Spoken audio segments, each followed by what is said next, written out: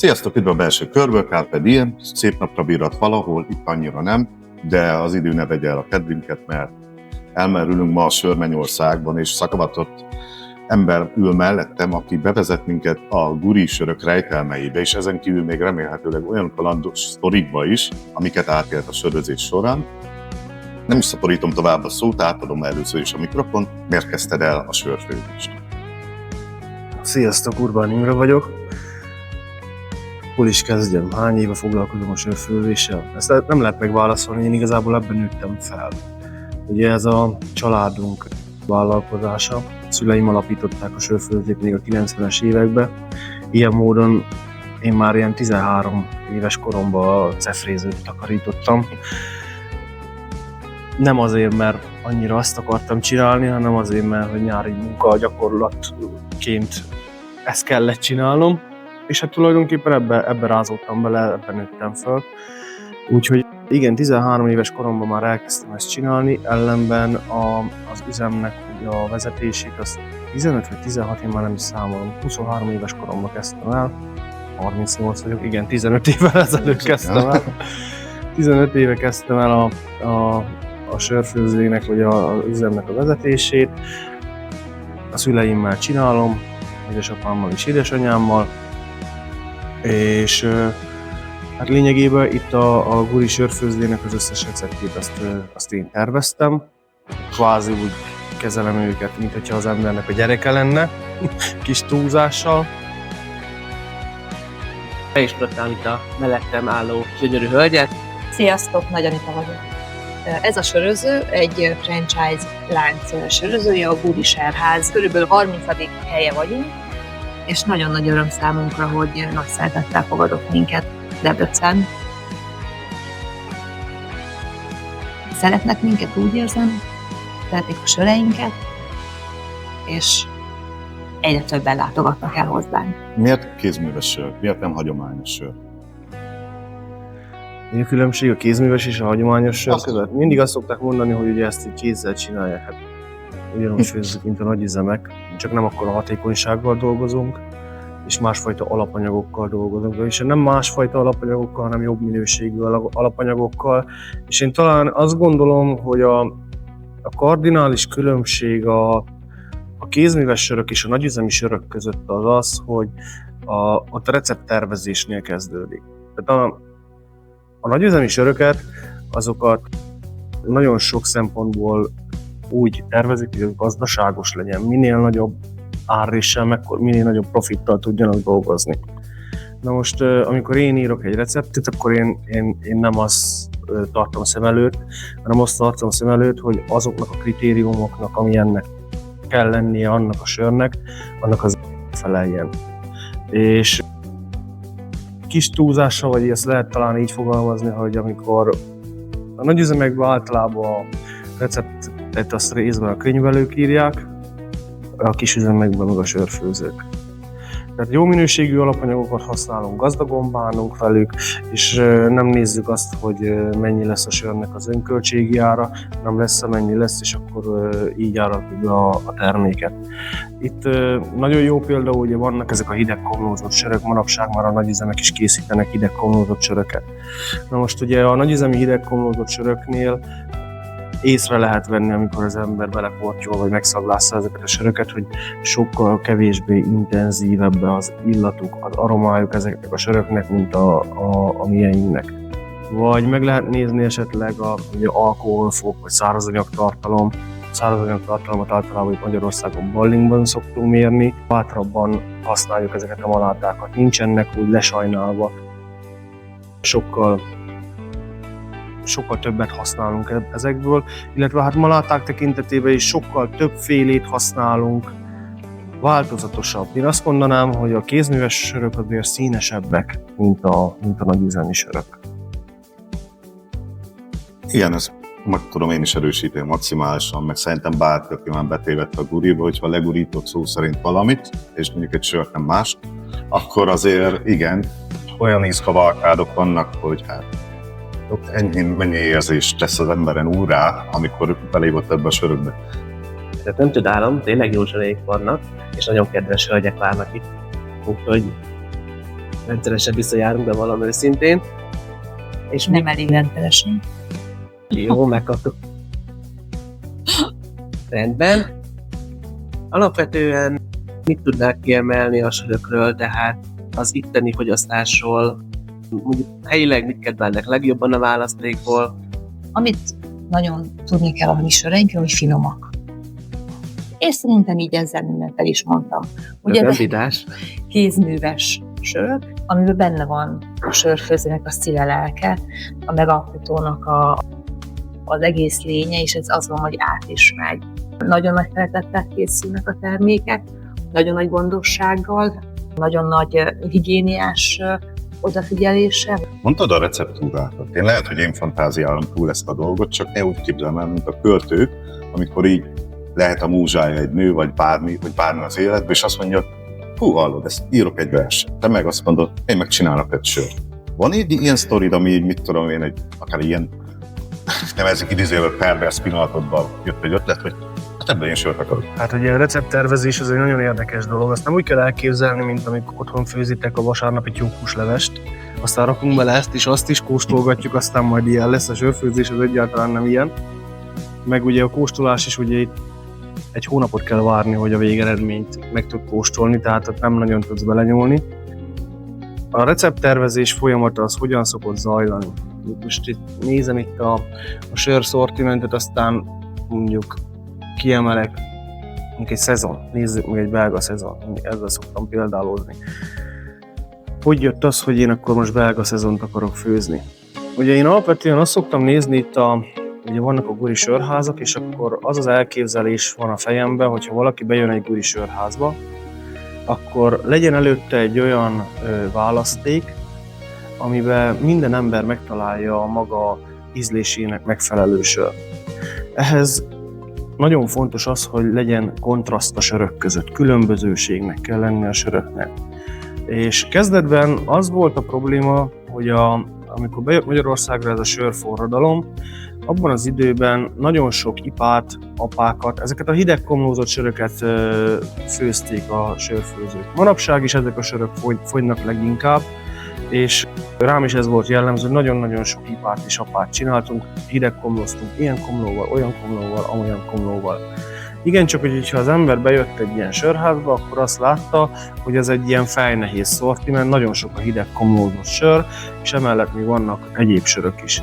Na most a koncepció idővel a fejemben úgy rajzolódott ki, hogy nagyon fontos az, hogy mindenki megtalálja a maga választékát, és ezt a szortimentet, ami nekünk van, próbáltam úgy igazítani, hogy legyenek benne ugye ezek a tradicionális sörök, hagyományos sörök, amiknek van egy történelmi múltja, akkor legyenek ugye ezek az új hullámos sörök, ezek az új hullámos komlókkal készített sörök, illetve hát itt vannak ezek a populáris gyümölcsös sörök, például nagyon szeretik az emberek, tehát hogy azokból is legyen egy vastag kínálat, és ezt az egészet próbálom így változatossá tenni. És akkor, hogyha már így visszakanyarodok a szezonra, hogy hogyan készül ez a recept. Ez úgy készül először is, hogy ugye nézem, hogy milyen sörök vannak a világban. Kell az embernek, hogy legyen egy sörismerete. Van a sörfőzésnek egy ilyen, vagy söröknek egy ilyen nagy könyve, ezt hívják a BJCP-nek. Ha az ember mondjuk sörversenyen bírál, akkor amikor egy típust kóstol, akkor a BJCP pontosan leírja, hogy ennek a sörnek milyen kitételeknek kell megfelelni, és amikor kóstolunk, akkor ehhez kell viszonyítani. És hogyha ezektől eltér egy sör, akkor az nyilván nem felel meg ennek a leírásnak, nyilván az embernek le kell pontoznia ezt a sört. Na most azt is tudni kell, hogy ami az egyik sörben követelmény, az a másikban lehet, hogy hiba. Tehát, hogy ez nem olyan dolog, hogy ha az egyik sört megkóstolod és érzel benne mondjuk egy kis diacetilt, az egy ilyen vegyület, ami ilyen vajas popcornra hajazó illatot hoz. Az egyik sör stílusban nem szabad, hogy jelen legyen, a másikban jelen kell lennie. Tehát, hogy ezek így működnek. Tehát a szezonnak a főzése az úgy működik, hogy ugye elolvasgatom, hogy milyen sör stílusok vannak, próbálok kóstolni a stílusnak triviális példákat, és utána elkezdek gondolkodni, hogy hogyan kellene ezt jól csinálni. De most ugye a szezonról tudni kell, hogy ez egy belga sör, az egy aratós sör. Ezt általában ilyen augusztus környékén főzték és frissen adták ki, és az aratás idejére főzték ezeket a söröket. Ha az aratás idejére főzték, akkor ugye a munkás emberek söre volt ez. Ez egy ilyen alacsonyabb alkoholtartalmú, frissítő, üdítő jellegű szénsavas italnak kellett lenni. Na most, hogyha az ember utána olvas egy kicsit a történelmének, ugye amikor ezt először elkezdték ezeket a söröket főzni, abban az időben még nem volt erjedésvezetés, mint manapság, hanem Belgiumban nyár volt, meleg volt, és úgy erjesztették a söröket, ahogy erjesztették. Hát amikor meleg van, akkor ugye akár 25-30 fok között is lehetett a hőmérséklet, hanem magasabb. Tehát nagyon-nagyon magas hőmérsékleten erjesztették ezeket a söröket. Mi következik ebből? Ebből az következik, hogy ezek a sörök nagyon észteresekké válnak. Tehát minél magasabb hőmérsékleten erjesztesz egy sört, ahogy az élesztő bontja a cukrot széndioxidra és alkoholra, annál több észter keletkezik. Ezek az észterek ízeket adnak a sörnek. És tulajdonképpen például a belga szezon vagy nagyon-nagyon vastag vonalat képez, nagyon-nagyon szeretnénk kidomborítani ezt az élesztő által hozott észterességet. Tehát ez nagyon fontos. De most ugye, amikor az ember ugye ezeket a söröket így próbálja tervezni, akkor kell egy ilyen kutatómunka, hogy megértse, hogy miről kell ennek szólnia. Hogy hogyan csinálták ezt az 1700-as években, és miért olyan ez a stílus, amilyen. Tehát ezt meg kell érteni. Elolvasok utána cikkeket akár arról, hogy más jó nevű sörfőzők hogyan csinálják. Beírjuk egyszerűen Google-be is akár, hogy hogyan főzünk jó szezont. Elolvasol néhány cikket, mik azok a fontos pontok, amikre oda kell itt figyelni. Tehát van egy ilyen kutatómunka előtte, és hogyha ez megvan, aztán jön a tervezés, ugye egy számítógépes programon tervezzük ezeket a söröket. Ez így néz ki, ez így működik. Hát itt mondom azt, hogy nem olyan, mint a vasárnapi tyúkhúsleves, hogy rakok bele egy kis ezt, egy kis azt, aztán megkóstolom, aztán még teszek bele egy kis sót. Igen. Ez nem így van, hanem egy tervező programmal szoktam ezt megtervezni, amiben pontosan meg tudom határozni, hogy milyen malátákat fogok használni, milyen komlókat fogok használni, milyen élesztőt fogok használni, milyen addíciókat fogok használni, például ugye a belga szezonnál gyakran használtak fűszerként koriandermagot, és a programmal én ezeket ki tudom számolni, hogy mekkora lesz az alkoholfoka, mekkora lesz az eredeti extrakt, tehát a száraz anyagtartalom más néven, akkor mekkora lesz a keserűsége, milyen lesz a színe ennek a sörnek. Tehát nagyon sok mindent meg tudok határozni, és általában én azt mondom, hogy egy ilyen 95%-os pontossággal azért be is tudom ezt így váltani az első főzetbe. Utána nyilván még a következő főzeteken kell egy kicsit csiszolni, amikor az ember megkóstolja, van egy ilyen szubjektív része, hogy akkor a receptbe a paramétereket hogyan igazítja, de általában ez így működik a recepttervezés. És hogy mi az, amit nagyon szeretnek? Nagyon nehéz lenne kiemelni néhány darabot. Nagyon-nagyon kedvelik a gyümölcsös söreinket, nagyon kedvelik az ipáinkat, nagyon szeretik az apáinkat, nagyon szeretik a belga söröket. 2-3 naponta ugye cseréljük a hordókat, mert olyan mennyiségben, hogy nem véletlenül, mert hogy nagyon finomak, nagyon tartják magukat, és hát a minőség, azt gondolom, aki már kóstolta, az magától értetődött. És azt gondolom, ami nagyon vonzó a mi söreibe, az az árérték arány. Bizonyára vannak ennél olcsóbb helyek, vagy olcsóbb sörök, de kézműves sörökben azt gondolom, hogy verhetetlenek vagyunk. Tök jól elmondtad úgy meg a szakmai részét.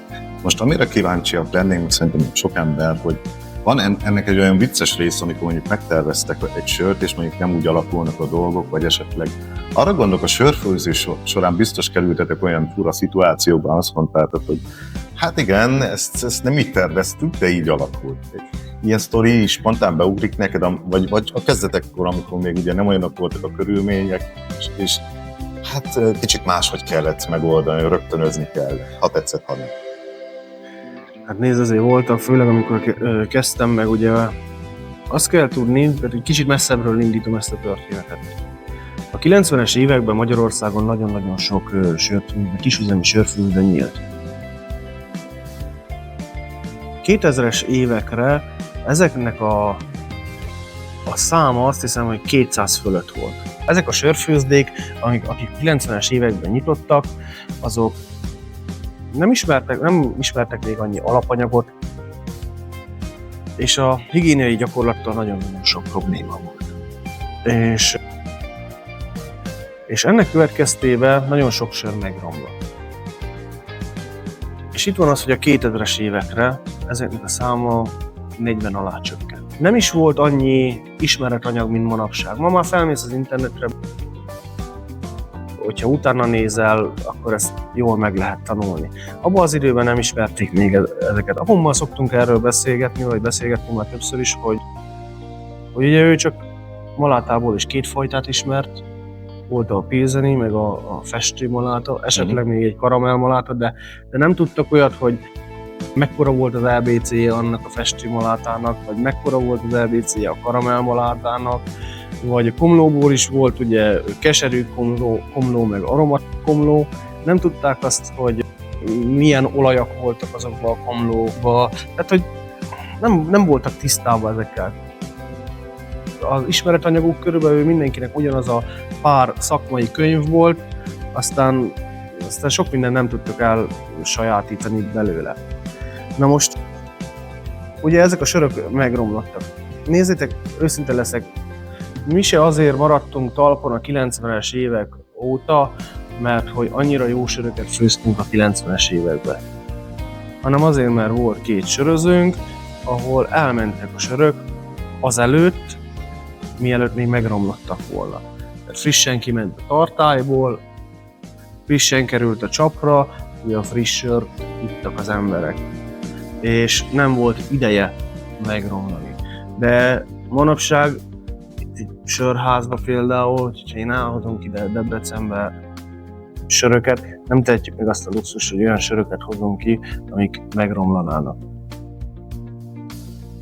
Na és ugye, hogy visszatérve a kérdésedre, hogy mi van az elrontott sörökkel. Hát abból lesz a sörpárlat. Ilyen egyszerű a válasz. Ilyen egyszerű a válasz. Nagyon sokan csinálnak sörpárlatot elcseszett tételekből. Hál' Istennek azért azt el kell mondani, hogy manapság már azért van olyan higiéniai gyakorlatunk, meg a recepttervezésben is van már olyan gyakorlatom, hogy amit főzünk, azt azért nem kell leengedni, vagy nem kell mondjuk lepárolni, vagy akármi, hanem nagyon-nagyon rég volt már az, hogy le kellett nekünk bármiféle tartályt is engednünk. Én azt gondolom, hogy egész jó higiéniai gyakorlattal rendelkezünk. Ez bizonyítja, hogy én régen nagyon sokat főztünk bérben.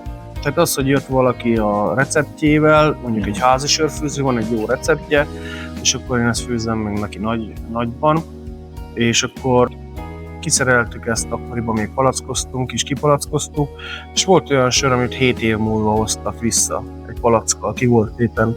Még emlékszek, akkor az élesztőnek főztük a Black Mama nevű sört, és felbontottuk, és semmi baja nem volt annak a sörnek, sőt, vannak olyan sörök, amiknek az idő jót tesz, na ez az volt, és ez egy olyan tökéletes sör volt 7 év után, hogy kívánni nem lehetne jobbat, és ugye miért nem romlott meg az a sör? Azért, mert jó higiéniai gyakorlattal dolgozik a sörfőzde.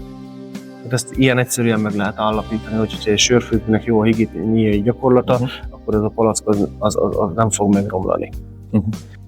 Sokszor ugye lepárolják őket, aztán abból lehet jó sörpárlatot csinálni, sőt a legjobb sörpárlatokat általában ugye a hidegkomlózott sörökből lehet csinálni. Miért a hidegkomlózott sörökből lehet csinálni a legjobb sörpárlatot? Azért, mert benne van a komlóolaj, és ez egy nagyon illékony vegyület, és ugye ahogy párolják le, az benne marad a párlatban is, és ez nagyon jól tud működni. Egyébként meg, hogyha meg az ember nem bajlódik ezekkel a párlatokkal, az bizony a lefolyóba végzi. Hát nem teheted meg azt, hogy rossz sört adsz ki. De még arra gondoltam, hogy esetleg sztorizhatnál, lehetne valami, érdekes sztori, amióta ugye megnyílt a hely, sok mindent tapasztaltál. Igen. Nem is az, hogy érdekes sztori, de számomra örömteli pillanatok, amikor jönnek az urak, és elsőnek megkóstolni a Guri termékeit, és megkérdezem, hogy mit szeretnének. bármi, csak gyümölcsöset ne. És amikor mégis oda kerül a sor, hogy esetleg megkóstolnak egyet, akkor jön a meglepetés, és jön az a felismerés, hogy hát lehet gyümölcsös sör, és úgy elkészíteni, hogy az tényleg finom legyen. És ez nem azt jelenti, hogy innentől kezdve egy gyümölcsös sör rajongó lesz az a sörfogyasztó, de megváltozik a vélemény, és ez nagyon jó érzés, hogy sikerül olyan terméket mutatni, ami merőben más, mint amit eddig esetleg tapasztalt, hogy a piacon találsz. Ez tök jó. Szintén nagyon jó érzés, amikor hölgyek kísérik a párjukat, és hogy ők biztos, hogy nem szeretik a sört, és ők nem fognak kérni, ajánlok nekik, és azt mondják, hogy jé, van olyan, amelyik tényleg nagyon finom, és hát ide tartozok én is, alapjában én magát a ízű sört annyira nem szeretem. Nekem keserű, de hát ezt gondolom elég sok hölgy elmondja, hogy neki keserű a sör.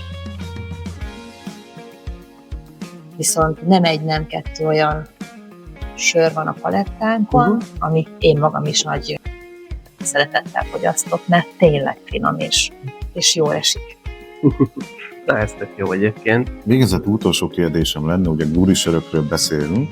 Egy átlagember megkérdezi tőled, miért igyon ő gurisör? Itt mondanának. Ezeket a söröket mi tényleg úgy főzzük, hogy szívvel, lélekkel, és szerintem az összes munkatársam nevében lehet ezt mondani, hogy olyan felelősséggel készítjük, meg mi is nagyon szívesen kóstoljuk és isszuk, tehát kvázi, sokszor, mint hogyha magunknak főznénk, ezeket úgy készítjük.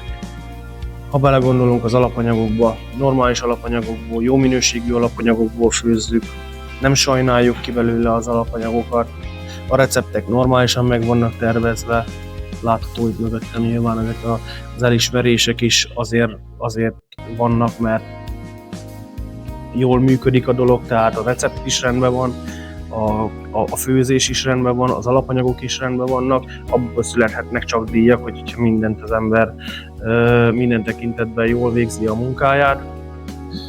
Látod, hogy itt azért nálunk még az is egy nagyon-nagyon fontos szempont, hogy itt a hordók, itt az ütőkamrában, végighűtve vannak. Tehát a sörfőzdében ott van a tartályban a sör. Lehordózzuk szépen a hordókba, felpakoljuk a kocsira, eljön az autó Debrecenbe, vagy bármelyik sörházunkba az országba, ott bepakolják a hűtött kamrába, és akkor a sör végig tulajdonképpen hidegen van tartva. Nem az van, mint sok helyen, hogy lehordózzák, bekerül egy raktárba, ott felmelegszik, lesz amilyen lesz, aztán utána megy az emberekhez. Hanem tulajdonképpen a sör útja, az a főzéstől egészen az emberek poharáig, az nyomon van kísérve. És ez is egy nagyon-nagyon fontos szempont, mert ugye a sörnek is van egy életútja. És hogyha melegen van tárolva, az a sör hiába, hogy nem romlik meg, de lehet, hogy nem lesz már olyan minősége, mire az ember poharába kerül, mint mondjuk egy olyan sörnek, ami végig hűtve van. Hát én azt gondolom, hogy ha megkérdezik tőlem azt, hogy miért ezt válasszuk, ugye ahogy kérdeztétek az előbb is, hogy miért a gurit válasszuk, azért, mert itt végig oda van figyelve rá. Például a guri sörözőben. Mi az, amit a guri ad, amit mások nem adnak? Csak egy kóstolás jöjjenek be. Csak egy kóstolás jöjjenek be. Megéri. Guricsonak lehet sört, és akkor meglátják. Így van. Gurinál én azt emelném ki, hogy szerintem ilyen populáris ízek vannak főképpen. Tehát ez alatt arra gondolok, hogy minden ember, aki mondjuk előtte basic söröket ivott, és elkezd a kézműves söröket, a guri egy tök jó beugró neki ahhoz, hogy megszeresse a kézműves söröket. Úgyhogy én azt gondolom, hogy ilyen téren tök jó, mert minden ízvilágban találnak az emberek olyan söröket magának, és például a keresztapát azért emelném ki. A stoutok testesek, nagyon nehezen iható sörök. Tehát biztos, hogy nem beugró sör, de hogyha itt valaki iszik stoutot, a keresztapát, simán lenyomja. Na, az az alaptézis, hogy én nem szeretem a sört. De, és itt jön a nagy de. A ribizlis, a barackobama, a körtésbúza, az epres búzáról már nem is beszélve, fenomenális. És az is volt a cél, hogy ne az legyen, hogy csak ritkán tud valaki betérni, hanem akár sűrűbben össze lehet saputni a barátokkal itt nálunk. Ez tök jó. akkor gondolom lehet nálatok helyet is foglalni. Így van, és nagyon nagy örömünkre szolgál azt, hogy napi szinten vannak most már asztalfoglalásaink, és nem csak hétvégére, hanem hétköznapokra is. Előszeretettel jönnek ide születésnapokat, névnapokat megünnepelni, volt már csapatépítőnk, de csak random baráti társaságok is foglalnak asztalt, hogy itt jöjjenek össze és beszélgessenek, és a focit is előszeretettel nézik nálunk, hogy a foci rajongók, mindenféle foci csatorna megtalálható nálunk, és nyomon lehet követni nálunk is, és hát ez már rutinná vált, hát vannak visszatérő foci rajongó és hőrajongó vendégeink, akik itt szurkolják végig a meccset. Ez tök jó. Tudom, hogy bent is van tévétek, meg kint a teraszon is lesz. A teraszon olyan formában van tévé, hogy a kirakatban van kint, és akkor majd egy hangsugárzóval fogjuk a hangot vezetni. Ez tök jó. Hát akkor már szóba oldtuk, akkor van teraszotok is lényegében. Így van egy teraszunk, egy olyan 30-35 fő kényelmesen elfér, időnként picit többen is szoktak kint lenni. A teraszunk ugyanúgy minden nap nyitva van, és hát várunk mindenkit szeretettel a teraszról is. És szóba került a foglalás, nem tudom, vannak rendezvényeitek is. Vannak, így van. Mondjuk úgy, hogy második alkalommal lesz a mai nap megrendezve a kvízestünk, úgyhogy ez már hagyományteremtő téllal, de egyéb rendezvényeket is tervezünk a jövőben. Erről még most nem szeretnék beszélni, ez legyen egy picit titok, viszont lehet, aki nyomon követi a Facebook, Instagram vagy TikTok oldalunkat, ott majd lehet látni, illetve ott fogjuk közzétenni, hogy milyen újdonságokat szeretnénk előrukkolni. Ezt tök jó, kövessétek be minél többen a Debreceni Gurisárházat is. Megmondom nektek őszintén, először vendégként érkeztem, és annyira tetszett amúgy a főnökasszonynak meg a testvérének az energiája, hogy amúgy megkérdeztem, hogy lehet-e így dolgozni.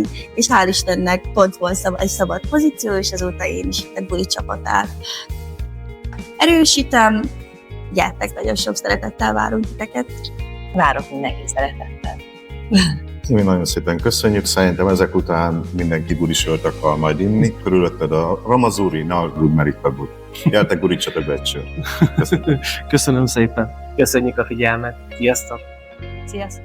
A Gurisárházat Debrecen, Piac utca 49-51 szám alatt találjátok, majdnem szemben a kormányablakkal. Gyertek el, és gurítsatok le egy sört. Kövessetek minket hasonló tartalmakért, és kövessétek be a Gurisárházat is.